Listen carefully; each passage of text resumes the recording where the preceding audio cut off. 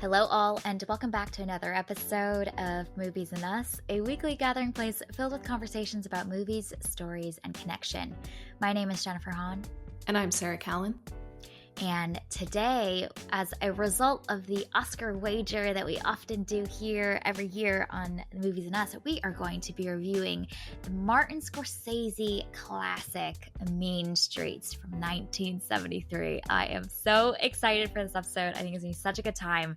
So much to talk about. And you know what? This is our Oscars. The award for the number one in my heart is Martin Scorsese, and we get to indulge in all of Marty's greatness and his craft and all that goodness together here today. So, Sarah, do you want to kick us off with an IMDb summary for Mean Streets? Sure. In New York City's Little Italy, a devoutly Catholic mobster must reconcile his desire for power, his feelings for his epileptic lover, and his devotion to his troublesome friend. All right. Let's start off with our one-sentence summaries for Mean Streets. Sarah, what is yours? Mine is, even gangsters understand the magic of the movies. Yes. Yes, indeed. Yes, indeed. Even the head of the entire mafia ring is chilling on the couch, just like the rest of us, watching his TV. So good. All right, my one-sentence summary is, what are you doing if you aren't watching Mean Streets last Tuesday, this Tuesday, next Tuesday, and every Tuesday after? Amazing. All right, let's dive right in. And, this came out in 1973. It has been nearly over 50 years, 51 years. Am I doing that math right? Has it been 51 years? I think so. Mm-hmm. Wow. Nope. Okay, so that's correct. Yeah, it's been 51 years. If you haven't seen Mean Streets yet, sorry, we're going to spoil the movie. So we're diving right in to be able to talk about all of the aspects of this movie here today. Okay, let's dive right in. Sarah, I am so intrigued to hear your thoughts as you watched Mean Streets and maybe some of the reflections that you've had and what's really stood out to you from this film.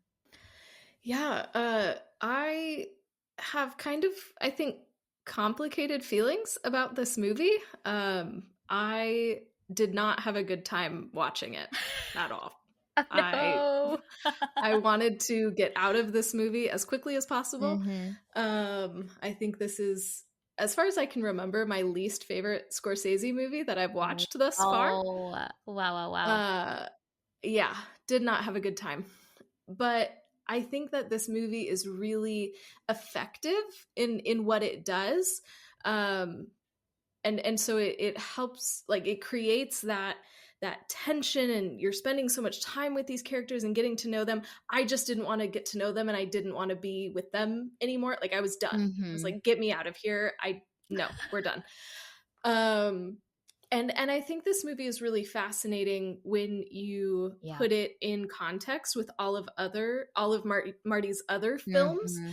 I think that that's really interesting to watch this movie from 50 years ago and then see how other films that he's created in the decades since have evolved these themes, and how you can see that he is contemplating these different ideas over the course of his career. And so I think in that regard, the movie is really fascinating. But yeah, I did not enjoy watching it, and don't really want to watch it again. But I think it is really interesting to watch this film from early in Scorsese's career and just see how he's grown and evolved over time. I think that's my favorite part of this. Yes, very much so.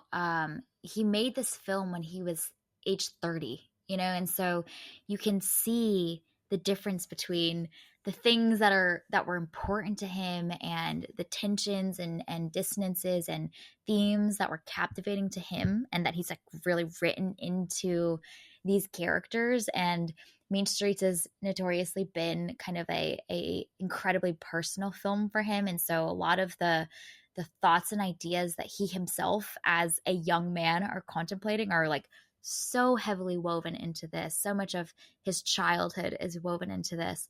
And there's a lot in this film that is rough and difficult to watch. There's some things that honestly, watching this in 2024, you're like, man, I'm glad we've made a lot of progress in the past 50 years from the time and place and like social dynamics and racial dynamics that are did not age well in this movie, but you can see that this really is from a different era and a different time period where a lot of these things were not as criticized and scrutinized the way that we have evolved and grown as a society, as a art consuming body to be very aware of. So there's all of those things there. But I also think it's fascinating to see the arc of his career, and especially, in the year of Killers of the Flower Moon and Academy and kind of are coming off of that from last week's episode.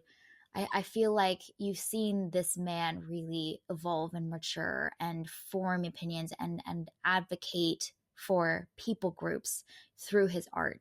And to see that trajectory of this incredibly personal film that was honestly like his first really big hit thing that like catapulted his career, and honestly some of the people on this creative team as well, De Niro's career catapulting after this movie and what it set up down the line. It's encouraging to see that you can start somewhere, and just beginning that journey will lead you to a piece like Killers of a Flower Moon.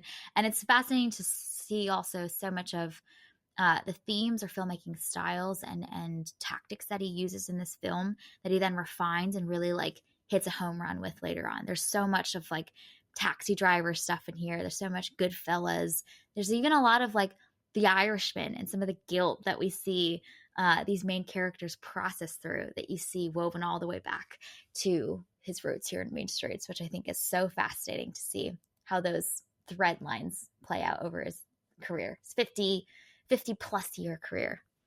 Mm-hmm. Yeah. And you can see in this film that he was a young filmmaker with a vision, and he was figuring stuff out, and the scrappiness of this production, and the fact that it looks the way that it does is because they had to film it with a handheld mic because they couldn't afford to lay down track. Like all of these things that make this movie so iconic also speak to just kind of this like grittiness and this scrappiness to make this thing, because he knew that this was a story that he wanted to tell. And so you can see these things that he would later build on later in his career, and when he has the name to have these giant budgets, then he's able to really refine his craft. But you can see that talent and that vision all the way back in 1973 with this film. And so that's just really cool to see him just figuring stuff out. I love that.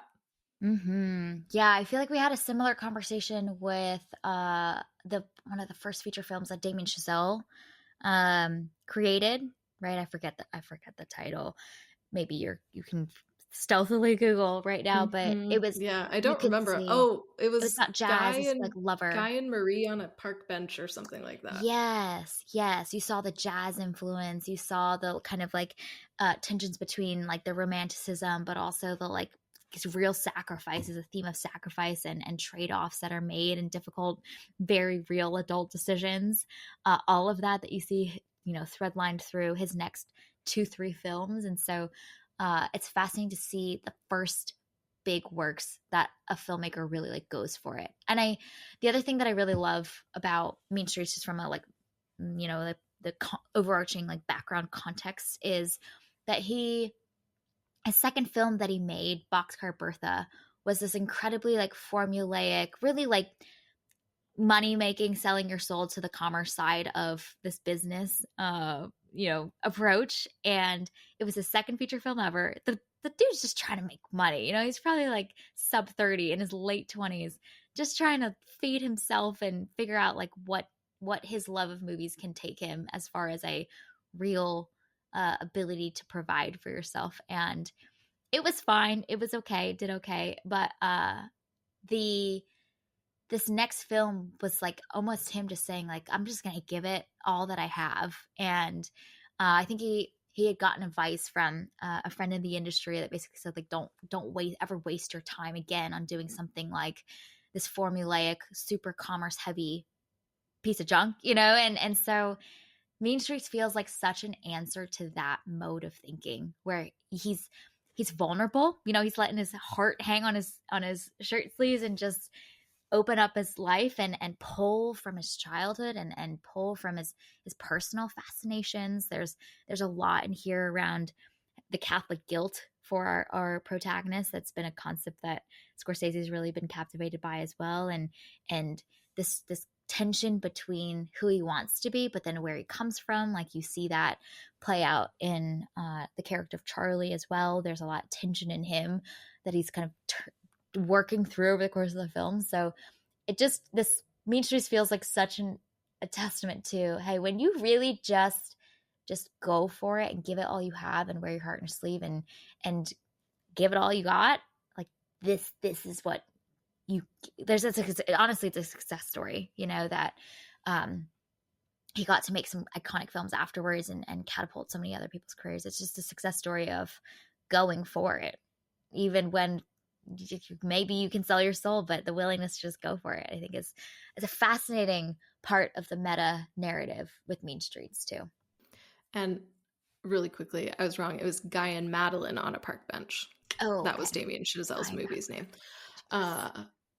But yes, I think it's fascinating too that so much of Scorsese's career, so much of his filmography, has to do with these really set structures and these men who are constantly seeking for more.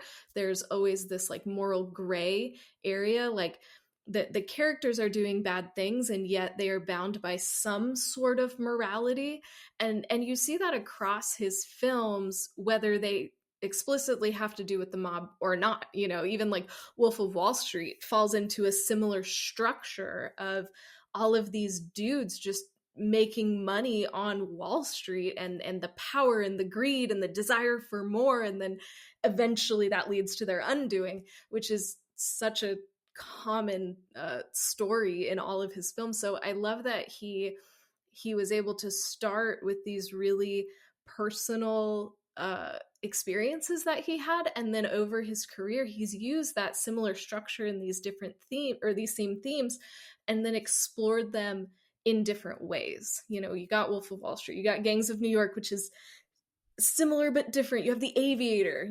All of these different films focus on these different groups, and yet there's still these similar themes that he explores throughout them. And it's just so interesting to see, oh, this is what you're really interested in. Even Killers of the Flower Moon, it was basically the Oklahoma mob that we get to see there, and it's just not called that. So it's fascinating to see what he's devoted his time to and what has really interested him over the last 50 years. Yes, very much so. And it's often these men in either positions of power or desiring positions of power that essentially become intoxicated by the invincibility that they feel, and ultimately lead to their downfall, which is the theme of Killers of the Flower Moon. We see so clearly with De Niro's character and with Leo's character. They just got in too deep and kind of lost themselves in this like high that they felt of feeling like they were untouchable. And I feel like you see that in a way with the character of Johnny Boy in this movie. I know that there's a lot of fascination with Charlie as a character because it feels like such a window into who Scorsese is and the things that he deals with. But watching this movie the second time around, I was fascinated to observe and watch Johnny Boy's arc. And there's obviously like volatility in him. There's obviously a lot of anger in him. But from the beginning of the film, you're like, this dude is gonna get his ass whooped in this system, like, and the context of the mob and whatever the established system is, right? In some cases, it's the system of the law. In The Wolf of Wall Street, in this case, it's the system that the mob has established. There is a code of ethics. There is a sense of respect and relational dynamics that need to be adhered to. And Johnny Boy has like no consideration for any of that, you know? And so you're kind of just waiting for him to come face to face with reality. And he's like walking on a tight string for the entire film until shit hits the fan and you can't keep going. You can't keep operating within the established system like this. And in the case of Killers of Flower Moon as well, you see that the systems that have been set in place ultimately uncover the evil and the power and the pride that is all looming underneath the surface, perhaps undetected for a period of time. But there is a sense of like catharsis that you feel in Scorsese films, that there's a sense of people get what they deserve, or at least they get to a point where they have to face the things that they've done. And that is a satisfying arc to experience with some of these protagonists, that, you know, he often is fixated on these men that are awful in a lot of ways, and yet there's like a part of them that feels almost redeemable, but the Scorsese never ultimately gives them the full redemption arc, which is also deliciously great as well. Yeah, I didn't want any redemption for anybody in this movie. I was like, nah, let's just take them all out. Like at that point when Michael is like, Yeah. I'm gonna break Johnny Boy's legs, I was like, yes, do it. Let's do it. Like, I'm so sick of this character. Break his legs. Let's do something. Uh-huh. And then of course Uh-huh. the drive-by. And I was like, all right, I'll take it.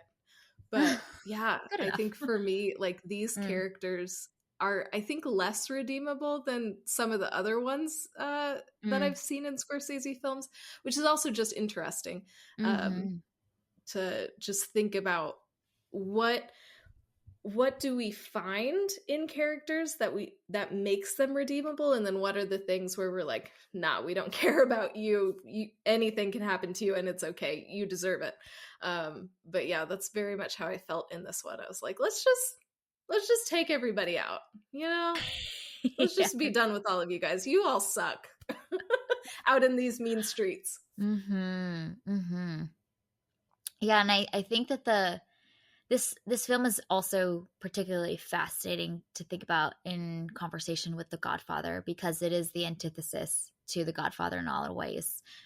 There is like a willingness to follow these also, you know, terrible dudes in The Godfather as well, but it's got the flair and the style and the drama and the Hollywood, you know, all of that stuff, is set dressing and these characters that you feel like you've gotten to know so deeply. And Mean Streets is like very in line with the way that Goodfellas also operates, which is like these are some petty dudes who are just like rolling around, causing a ruckus, and there's nothing glamorous about their lifestyle. And if there is, it's momentary, and then you see them fall, and they fall hard. In the case of Henry Hill in the God and Goodfellas, and I think it's fascinating that Scorsese seems to be interested in kind of like shedding light on that aspect of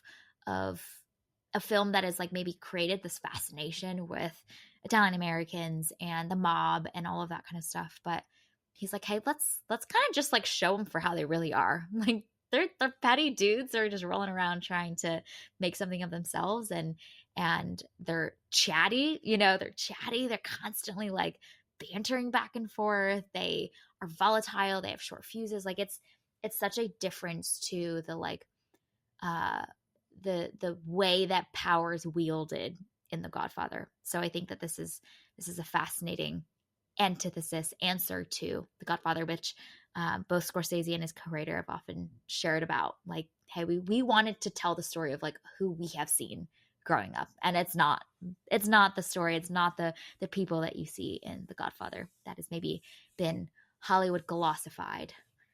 Mm-hmm. Yeah, and highlighting the importance of like bringing your lived experience to the screen and to these stories. And that's probably another reason why there's such an emphasis on the morality in Scorsese's films is he lived in this type of culture. You know, he saw what it was like. He witnessed these things. It was happening in his neighborhood. So there's probably some added desire to like, hey, just be warned.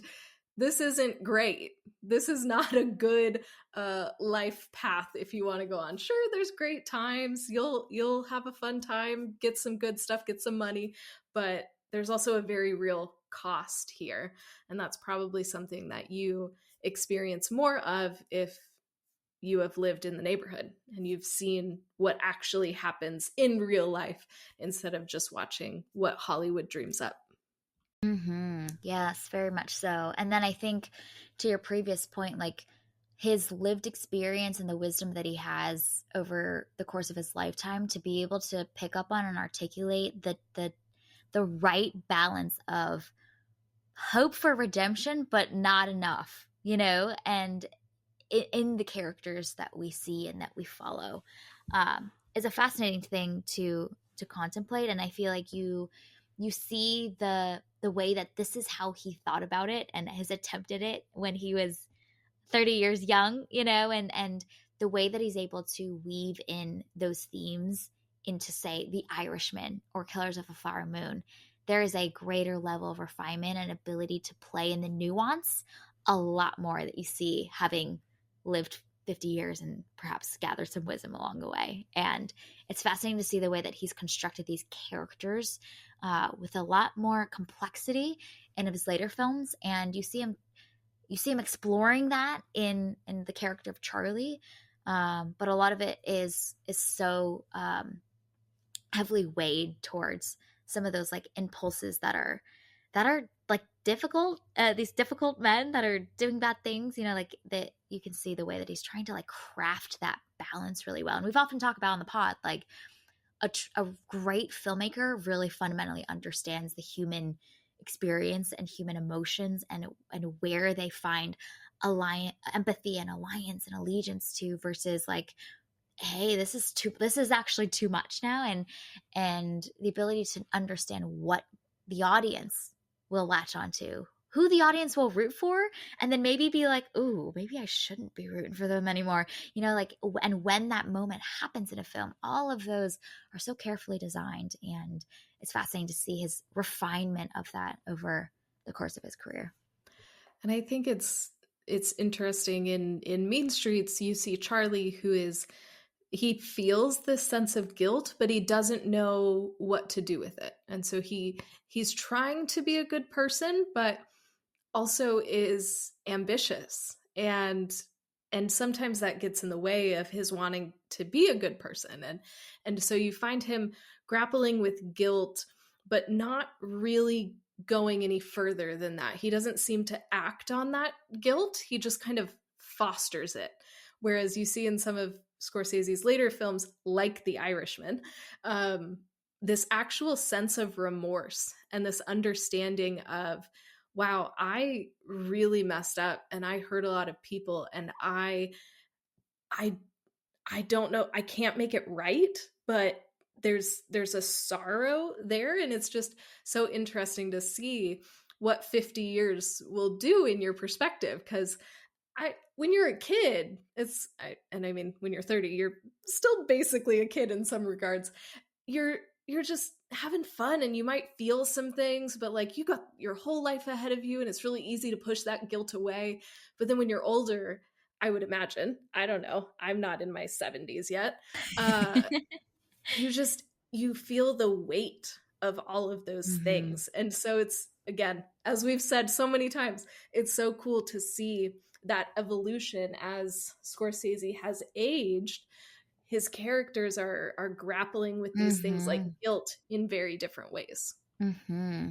Yeah, because ultimately you can't write and you can't put to the screen those things that you haven't grappled with fully yet, right? And felt fully yet. And so uh there's a sensitivity and an understanding and maybe an awareness that there's this like turmoil happening in you, but and his ability to articulate that at 30 is what we get with Mean Streets, right? And so as he's aged over the course of his lifetime, he's like done some of that reflection to be able to then express it. Because I think it's challenging. I would love to have seen Scorsese's attempt at articulating remorse and guilt as an older person playing an older character, right? Or writing for an older character at age 30, but that's not the film that he's positioned to write and create at that time period in his life. So it's just so fascinating to observe the changes over time.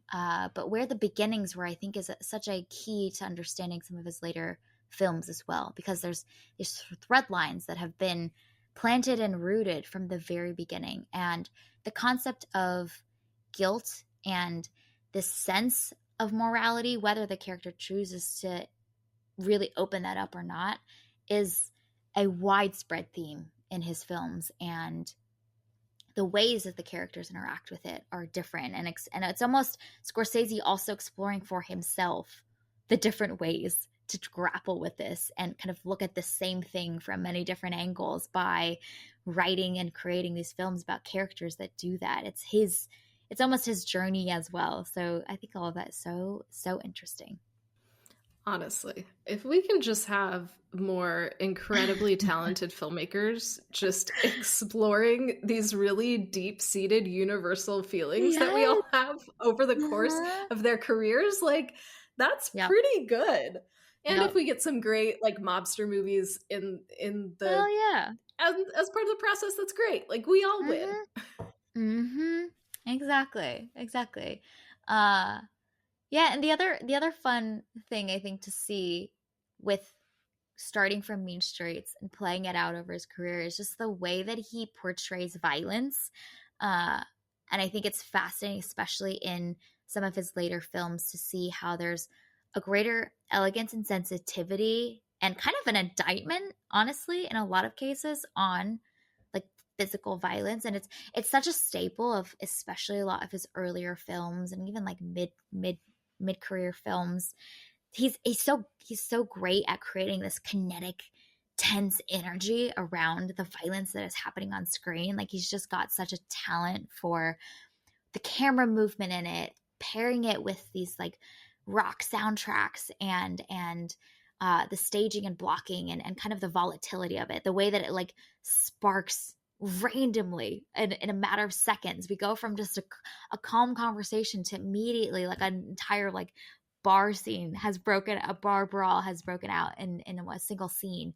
um just that volatility it's anxiety inducing because we don't see it coming, and it's so intentional in that way. But I feel like in some of his later films, he's kind of looked at the way that he himself has portrayed violence and the like almost questioning of the glorification of it in its portrayal, especially on screen, which I think is just interesting for the film industry in general, because that's honestly a big portion of the thrill of a lot of movies is the way that they can create adrenaline from violence and action and fighting and all this kind of stuff. But I think his later films are kind of like, hey, like what is this? And do we want to keep showing it in this way, or is there a different way for this violence to be portrayed in this movie? And honestly, if you look at Killers of the Flower Moon, the violence and some of the scenes and visuals that are shown are meant to basically ask us to say like this is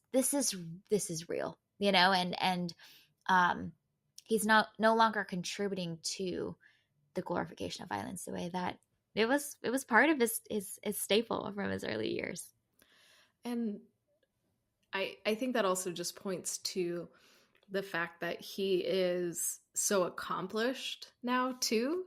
You know, when you're just starting out, I don't know how much control he had over Mean Streets. I know that it was Mm-hmm. a tiny budget, so maybe he did have a little bit more control, but like you're you're kind of a nobody at this point. So you have Right. to fit within the genre. You have to give people what They want. they want so they Mm-hmm. keep watching. And then you see over his career how maybe he's had a little bit more flexibility because he's Martin Scorsese. So like who's going to say no to him when Mm-hmm. he wants to break out of that genre and when he wants to do something different. So I think that also just shows that he's using his power and his influence now in very strategic ways. And when he was just starting out, he didn't have the clout to be able to do that. Even if he wanted to, he probably didn't want to, because I mean, hello, fight scenes are so fun. But I love that now that he is older and is reflecting himself on his career in the movie industry as a whole, that he is making these choices, and he knows how powerful his name is and how influential his name is, and is showing different ways to show action and make things intense without always having to show everything. And often that can be even more powerful than if you see the violence. And so it's cool to see him kind of playing with that as well, and showing maybe a counterintuitive way of making an action-packed scene. Yes, yes, very much so. And it packs a bigger punch, if anything, you know, instead of the like 5 to 10 minute long just people bodies are being thrown around, you know, like punches are being thrown left and right. And that's part of what I think is immersive in a lot of those scenes. But there's these like greater finesse that he has now of the arc of some of those scenes, how they start and end, when they come, what purpose it serves. It's really getting refined over time, which is just thrilling. Yeah, we don't stay static, but we're growing, we're changing, we're Mhm. evolving. Yes, very much so. What else was popping up on your mind, or things that was your brain was kind of circling around as you were watching this film or afterwards? I think for me, this movie kind of demonstrates the difficulty of a hangout movie. Mm, Because that's really what this is. You're just yep, spending time with these palling characters, around town. just palling around town. And I wanted to get out of Little Italy. I was like, this is not my scene. Y'all are not my dudes. And I couldn't wait to get out of there. And so Mm, I think that's what makes this type of movie so difficult to make. And even after the movie, I was reading reviews, and it was pretty mixed, honestly, which kind of mm, surprised me. Of some people being like, "Oh my gosh, this is great, absolute genius," da da da da, and then other people being like, "What did I just watch? This was terrible. I had a bad time." And so I think that type of movie almost invites that kind of polarization, which in the mhm, case of Mean Streets is probably a good thing, because then more people are talking about it. So it gets more buzz and more press, and more people probably saw it. But yeah, I was just thinking about the nature of a hangout movie, and how that is such a bold creative choice, because it has mhm. a greater chance of potentially alienating some viewers in the process. Mm. Yeah, no, that's a really fascinating thought, and I think it really centers around like either a captivation with the people or captivation with the place, the sense of like time and place that you're just kind of like palling around exploring. I mean, it's fascinating because I feel like we've had very similar types of conversations when we've been talking about both True Detective 1 season 1 and season 4. Just this concept of like, what is it that like lights the spark for you to be like, up, let's go, I'm all in. And there's these several factors, and sometimes if only some of them are there, it's good enough. Sometimes they all need to be there for it to really work. I mean, obviously those are absolute home runs, but any one of those dimensions, whether it's the story, the time and place, the themes, the filmmaking style, the overall narrative arc, you know, like all of those ingredients, what is that combination that really works for one viewer versus not for the other? Especially in the cases where not all of them are there. Like I think the the story and narrative arc of Mean Streets is definitely the weakest out of all of those different components. And I think the filmmaking execution, the way that scenes are shot, some of the themes that are being explored in this early movie of a young budding filmmaker are all fascinating. But I think that the true place that Mean Street shines. It's not the story, and it's probably not even the characters, but it's how this sense of time and place is shot. Some of the camera work is absolutely fascinating. The lighting in a lot of the scenes are really fascinating, and then that paired with the soundtrack, like it's just so much. There's so much talent that you can see that's so evident there, but it's fascinating to think about what it is in those combinations of things when not everything is there that really sells it, really gets you just like, okay, I will give myself over to this. Or you're like, this didn't, I was trying, didn't work for me. Well, and I think it's fascinating because the technical aspects of it are very good, and you feel Yep. immersed into this world, which can either be a very good thing or a very Yeah. bad thing. And for me, it was a very bad thing because I was like, Yep. wow, I feel like I am in the car with these yahoos as they're being morons. Yep. And I don't want to be in this vehicle anymore. I don't want to be at this bar. I don't want to be hanging out in Charlie's house. Like, no. And so I think it's just fascinating that because I didn't connect with these Mhm. characters or this story, and I didn't want to spend time with them, then the really good technical components that immerse you into the film Yep. kind of worked against the film and made me Yeah, have a worse honestly. time. Which is so ironic, isn't it?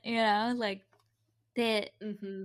you're like, I feel like I'm there, and we're looking for where's the exit sign, so I can hop out of here. But the fact that the film's able to get you to feel like you're just stuck in this world with these men that are just palling around and like doing their thing with each other and just absolutely causing a ruckus left and right, is indicative. It's indicative of the execution.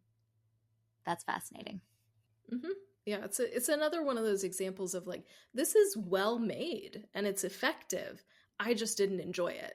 And so Mhm. like, being able to hold those two things as true at the Yes. same time is always an interesting experience when you're watching a movie.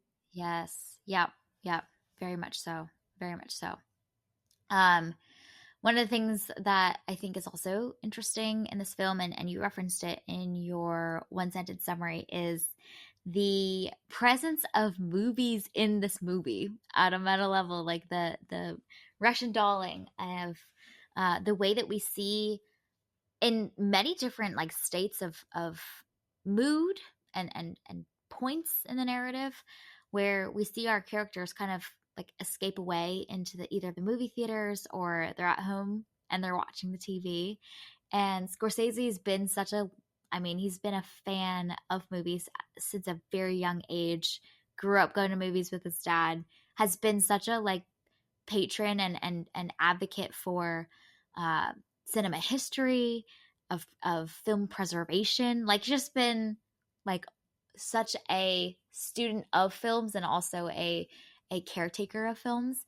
And it's been so cool throughout the course of this movie to see the way that he weaves in the presence of the movies as an establishment, but then also the choices of which movies he's showing in different moments, as kind of meta commentary on what's happening for the actual narrative arc of this film. Is just really fun and interesting, and cool to see that those roots date all the way back, and he continues to weave those things in so explicitly, like nothing subtle about it. Like, our characters are straight up hanging out in movie theater for many scenes in this movie. Yeah. Also, inflation, $20, let's go to the movies, and they can pay for all three of them to go and get popcorn and snacks and stuff. And I'm and like, just and just okay, talk shit how? for the whole course of the movie. Yeah. Right. Yeah, I loved that though. I loved them like, oh, you got $20? Let's go to the Yeah. movies. Like, you guys are like wannabe gangsters, and you're like, it would be a good time for us. We're Right. so cool. We're gonna go to the movies, the best. I'm like, yes. That's honestly the most redeemable thing about all of them is that they love to go to the movie They love theater. the movies. So that's Yes. great. And the We like love to look see it. of glee on their faces Yes. as Charlie's, slouched next to the car, be like, "Yeah, let's go to the movies. All right." We need more people to Oh, to it's so experience good. that level of excitement and joy. Although, Yes. Yeah. It's a little more difficult now. Mhm. $20 at the movies doesn't go as far as it used to, but we can still enjoy movies. Discount No. Tuesdays and all that. The popcorn itself is like freaking like $12 sometimes. I'm like, oh, okay, all right. This is but now like a $30 total experience for one human being. Yeah. That's depressing. Hmm. But they had But a really good time, so they that's did. great. He did. Yes. Yes. And we should all listen to Scorsese and keep the movies alive. The theater going experience. I think that was fun to see. And also like we get to see a shot of Giovanni just chilling at home, watching his little TV as well as a car accident scene is happening on his screen as Johnny and Charlie and Teresa are also in their car accident. It's just such a fascinating like the movies are a reflection of reality and also reality reflects the movies. Like that whole meta commentary, I think the juxtaposition of was really, really neat to see, to think about. Mm-hmm. Yeah, yeah. Movies are not just fun and entertainment, but they are also important and they are meaningful, Mm-hmm. even to Mm-hmm. these mobsters. Yes. Yes. Very much so. Very much so. Um, the choices around the score I want to talk about because I think it's a fascinating collection of styles, and the film continuously vacillates between this like pop or like super heavy rock score, especially in some of the like just palling around town scenes and we're just getting to bar fights. But oftentimes when we are with the older generation, I mean, of course, when we're with the heads of the mobs in the specific neighborhoods, but especially when we see essentially Charlie's prior generation, it's often the classic, uh, cuts to Italian opera, strings swelling, orchestral score, and feels like such a signaling to the difference between the generations and a sense of time passing and the way that this next generation, Johnny Boy and all of his crew, like this is a fresh new era, and there's a assimilation into like American culture. They are now Italian Americans versus maybe their parents' generation or earlier came from Italy or Sicily or whatnot to build a life here. And so just the way that the score signals a difference in mood, but also in a sense of time passing and a new generation coming up and uh, figuring out in a lot of ways. I think this film you could say is a coming of age story, and so it's seeing that contrast between the ways that they think but also the things that they are like curious about. I think is just a fascinating way that Scorsese is using one of the filmmaking ingredients to articulate a point. And in the rest of his film career we see that music and the choices of the soundtrack tied to, sometimes in contrast to the moment that is happening. uh the score is like super peppy and upbeat as people are like punching the shit out of each other, like that dissonance he continuously uses, and it's cool to see him really lean into that and kind of the roots of that in Mean Streets.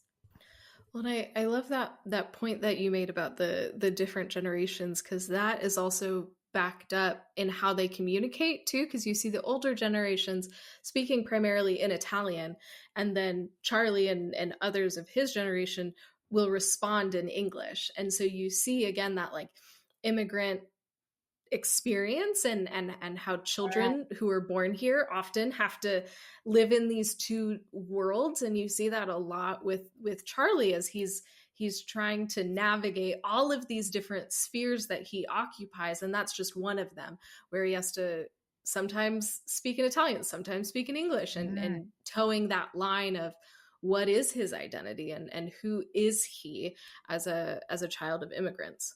Mm-hmm. Yeah, and the tensions that he feels of like where his heart's desires are and the things that he is excited about, and even the people, the women that he's excited about, the friends that he wants to have, and feeling that tension. You see how like young and experienced and lost he feels when he's at the table with these like mafioso men that are wielding their power, and he becomes a boy, in those scenes. And I think there's particularly a scene where um the mob men are talking about essentially what they're going to do about the shootout that happened at Tony's bar, and Charlie is overhearing them in the bathroom, and he's essentially like looking at himself in the mirror, but he kind of like smooths his eyebrows, and you see him kind of like, posture up a little bit and stick his chest out a little bit more and kind of puff up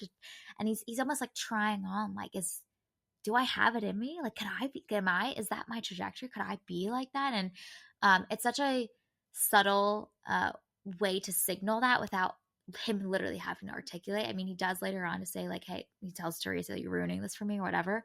So we get to see him express that desire, but the way that Scorsese is able to show that visually with the men talking audibly, we can hear in the background, and then kind of the small little intimate moment we get with our protagonist. It just like tells so much from just that little two shots together. Mm-hmm. Yep, a whole insight into who Charlie is. Mm-hmm. Yeah. It's also just fun to see the pace at with which the older generation speaks and then the younger generation speaks, in conversation. The younger generation's like just bantering constantly back and forth, and the velocity of their dialogue is like 2 times as fast as the older men, who speak very slowly and pause and wait for the other to finish before the next one goes in. And uh the whole younger crew is just constantly interrupting each other, constantly bantering back and forth, and I think that's such a contrast as well. So like musically we hear it with the soundtrack, but also just through the dialogue, the pace and the rhythm of the dialogue is so different and such a contrast as well. So all of those things are just playing together really, really well. And you never know which insult is going to result in laughter or a fight.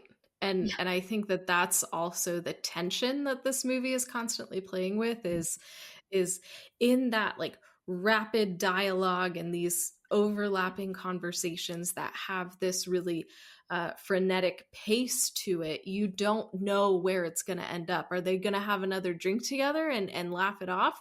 Or is this going to result in a whole brawl between the entire crew? And it could go either way at any point in time. And so that just infuses volatility into every conversation because you don't know what they're going to do. Mm-hmm. Yes. You never know, which I think is why that scene where they're like, who you calling a mook? You can't call me a mook. Is such a perfect representation of that, and also just how much these men just desire to be respected, because that none of them know what this word means. But one of the dudes is like, well, you can't call me that, and it's just immediate offense. They're laughing for a bit, and then full on fight. And then I think we get that whole pool scene, the bar with all the pool tables. You got that whole long brawl that plays out there. But system of respect. I don't care. We all don't know what this word means, but you cannot call me that because I said so. And you keep calling me it. So now you're pushing my buttons, and now we're gonna fight because that's the only next logical response apparently. Mm-hmm. Yep, we've used our words, and now we're going to use our fists. It just is what it is. Yep. All right. Any other thoughts about Mean Streets before we wrap? If not, I have like one or two fun little things in my pocket. Mm-hmm. I think another thing that I have been thinking about is that Johnny Boy is the same character as Adam Sandler's character in Uncut Gems. Johnny Boy and Howard Ratner are the same exact person. And so Yes. I really think in some ways Mean Streets walked so that Uncut Gems could run. Like in And many you also wanted to get the hell out of both of those movies. Exactly. So this makes a lot of sense. Yes, this is exactly how I felt when I was sitting on my couch in complete silence because I could not move on with my day because I was so stressed from spending Oh. however long with Johnny Boy. He's the worst. And I was Yes. like, he is Adam Sandler's character in Uncut Gems. They're the exact same person. And Yeah. I would like to give a shout out to Scorsese for giving us Johnny Boy so that eventually the Safdie brothers could give us the most stressful movie that I've ever witnessed, which is Uncut Gems. Right. Right. Talk about the soundtrack doing a lot in a movie. You know what I mean? Like, Hello? yes. Yes. But Yeah. also, I'm so pleased because that means there would be very few other instances that we would get to watch Mean Streets. So I'm so pleased that this got to happen as a result of the Oscar wager. What a great one. Anomalisa, also one that I was like, this, we're not going to have a prime opportunity for it. So this is my moment. Sounds like Mean Streets was a good choice too. Yeah. Yes. Yes. Yeah. It's probably not one that I would have sought out because you are going movie by movie through all of Yes. Scorsese's filmography, and I am not joining you on that journey. So I'm not sure when, if ever, I would have watched Right. Mean Streets. So Right. Yeah. here we are. Well, and I also think that, like, in general, there's two factors with watching films from a long time ago, and especially like directors' early works. One is there's parts that don't age well, and you just got to sit through those, and that can be hard and difficult. But two, there's also the factor of like it's rough around the edges, you know, like but you can see the glimmers of genius, and then you'll know how they play out later. But like as a individual standalone piece, can be more challenging to experience, and I definitely felt that with a lot of his early work too. So it's just fascinating to go back to the beginnings where things are just like we're exploring, we're figuring things out, but like some things don't work, and it's fascinating to see the experimentation that's happening. But yep, doesn't make for the most enjoyable. But in this case, I think it's in a year where we get to see potentially one of the last of the like crowning jewels of Scorsese's legacy. So cool to throw it back to the very beginning and see where he came from and how he could get to a point where Killers of the Flower Moon could get made. Just an absolute gem and a masterpiece of a film. So cool. But one of my little collectible items in my basket is that there's a pinky ring that I spotted in Good this job. movie. I'm sure there are plenty. I'm sure you've There are collected lots of them. But the one that caught my eye was when Teresa shows up at the bar at the end of the film, basically to just tell Charlie that, like, hey, we can't find Johnny Boy. He's nowhere to be seen. And Charlie has a giant pinky ring on his right hand that flashes in the light of the overhead in the bar. And I was like, oh, there it is. There is my collectible item from this movie. So that is my contribution Great to job. our pinky ring data point, which I feel like net is like very strongly supporting of the thesis. Yeah, I mean, honestly, okay, you're gonna have a movie about the Irish mob. Everyone and their mom is going to be wearing a pinky ring. It just is what it is. You gotta do it. Yeah. Charlie has one. I think Michael has two. Oh my gosh, of course.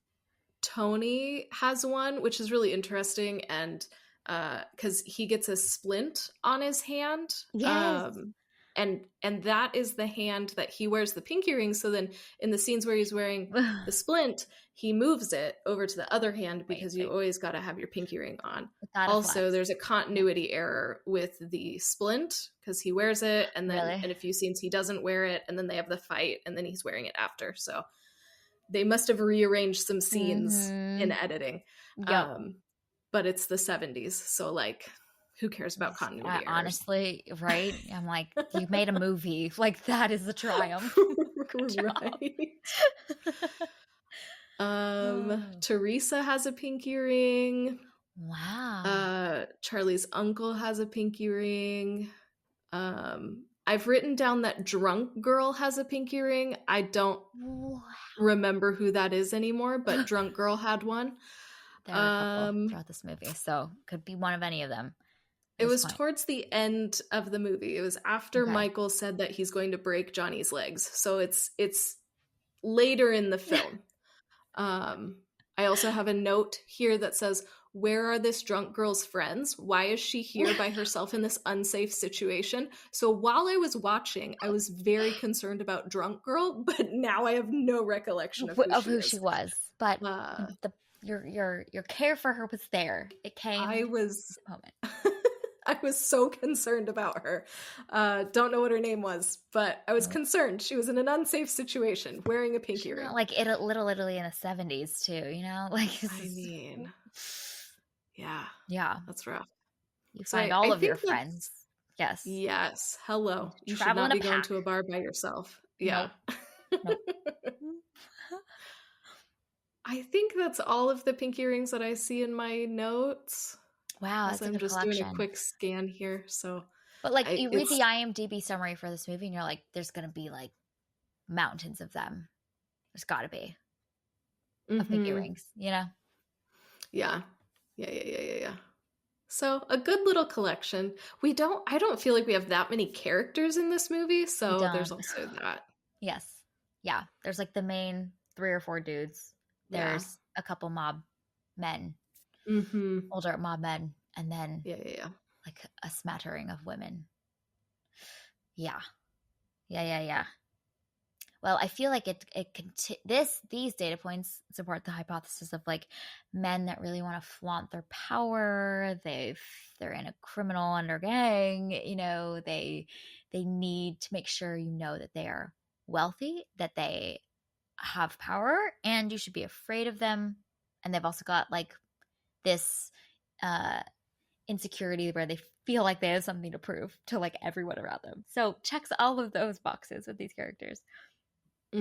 Yep. These guys, you know, you got some cash. How are you going to spend it? A pinky ring.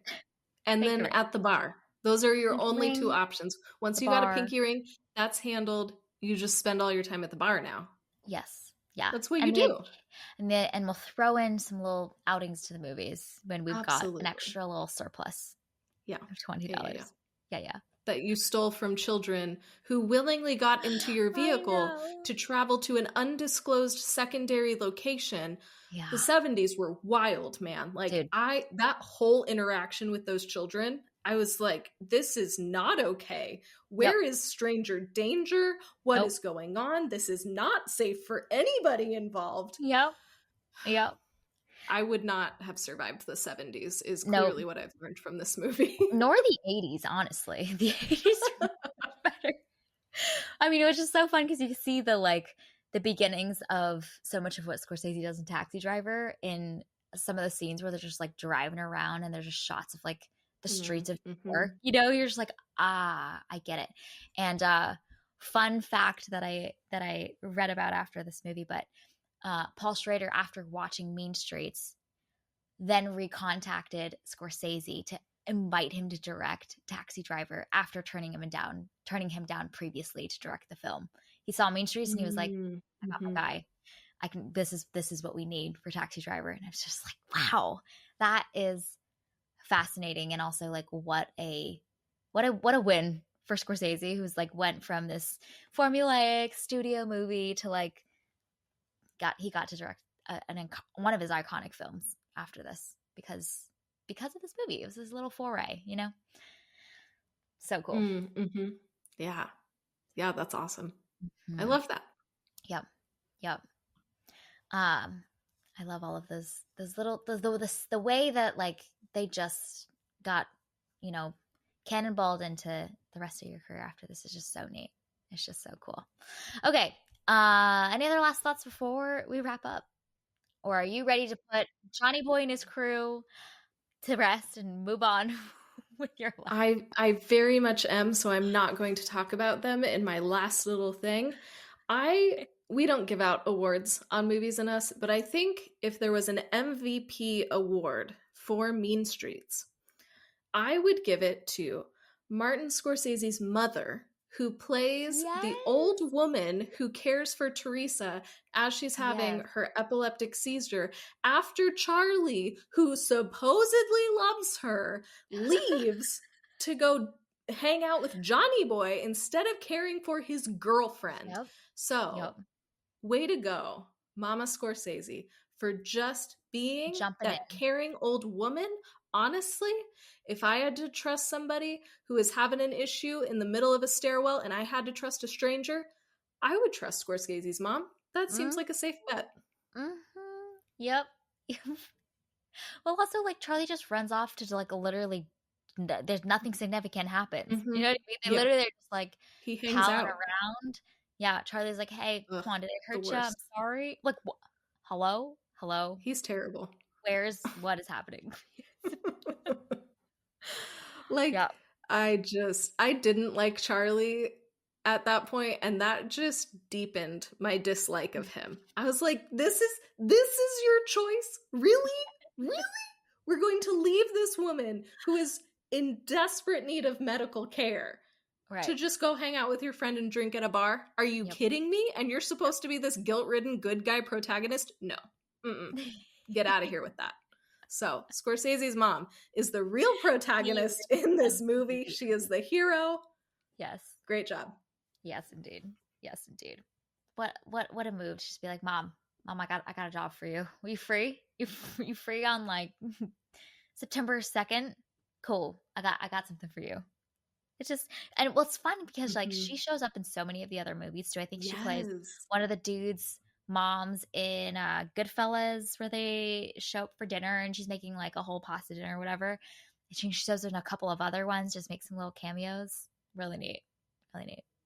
Yeah, that's another really sweet thing to see across his career is how Scorsese has brought his parents into the experience as well. And that's so sweet. Like, I mean, we already loved Scorsese just because of who he is, but then you add that fact on top of it and he just becomes more endearing, more lovable. He's great. Yep, very much so. That feels like a wonderful little note for us to wrap up on. So this is our review and discussion of Mean Streets. We just came off the Oscars from last week, just a week ago, and just wanted to celebrate Scorsese as a filmmaker, as a career, just the career that he's had, iconic Killers of the Flower Moon, and thrown it all the way back to where some of those seeds were planted for the greatness that he would continue to sow over a 50-plus career in filmmaking. And this is our way to celebrate him. We cannot give him a gold plated statue, but we can give him an hour of us talking about his movies and his career. So that we will do. All right. Well, thank you for listening to this week's episode of Movies and Us. Our name sums it up. We're all about movies and the powerful ways we can connect with each other and the world around us. This podcast is about all of us and our shared stories, so everyone is welcome here. We're so glad you spent time with us today. You can subscribe to this podcast on Spotify, Apple Podcasts, or wherever you tune to your favorite shows. Drop us a rating and review, letting us know your thoughts about Mean Streets. You can connect with us on Instagram and Twitter at moviesandUsPod, or email us at moviesandUsPod@gmail.com. We will be back next week to discuss the film Perfect Days. We hope you have an amazing week, and we'll see you again very soon.